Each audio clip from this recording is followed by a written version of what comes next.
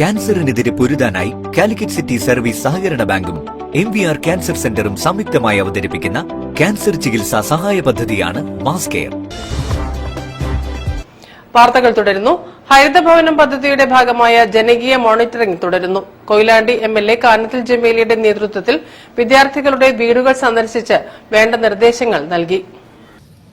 ജില്ലാ വിദ്യാഭ്യാസ വകുപ്പും പ്രൊഫസർ ശോഭീന്ദ്രൻ ഫൌണ്ടേഷനും ചേർന്ന് നിറവ് സീറോ വേസ്റ്റ് മാനേജ്മെന്റിന്റെ സഹായത്തോടെ നടപ്പിലാക്കുന്ന ഹരിതഭവനം പദ്ധതിയുടെ ജനകീയ മോണിറ്ററിംഗിന് കൊയിലാണ്ടി ഉപജില്ലയിൽ തുടക്കമായി.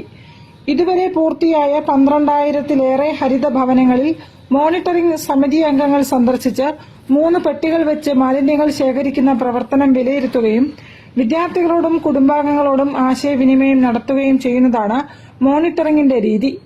കാനത്തിൽ ജമീല MLAയുടെ നേതൃത്വത്തിൽ നടന്ന ജനകീയ മോണിറ്ററിംഗിൽ കൊയിലാണ്ടി GVHSSലെ വിദ്യാർത്ഥികളുടെ വീടുകൾ സന്ദർശിച്ചു.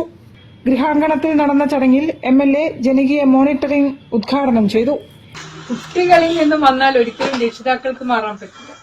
എത്ര വലിയ രീതിയിലേക്ക് വലിച്ചെറിയാം, അല്ലെങ്കിൽ ഇത് നമ്മുടെ വീടുകളിൽ നിന്നും മറ്റൊരു വീട്ടിലേക്ക് കൊണ്ടുപോകുന്നതിന് ഒരു പ്രശ്നമില്ല, വലിച്ചെറിയുന്നതിന് ഒരു പ്രശ്നം.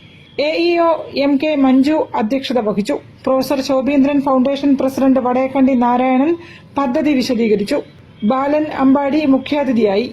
നിറവ് ഡയറക്ടർ ബാബു പറമ്പത്ത്, ഹരിതഭവനം കൊയിലാണ്ടി ഉപജില്ലാ കോർഡിനേറ്റർമാരായ TK സുവൈബ, ഷിബു എടവന, കൊയിലാണ്ടി മുനിസിപ്പൽ തല കോർഡിനേറ്റർ TK മനോജ് തുടങ്ങിയവരും സംബന്ധിച്ചു. News bureau, Koyilandy. ക്യാൻസർ പ്രതിരോധിക്കാനും ചികിത്സകളെക്കുറിച്ചും വ്യക്തമായ അവബോധം നൽകി പുതുനഗരത്ത്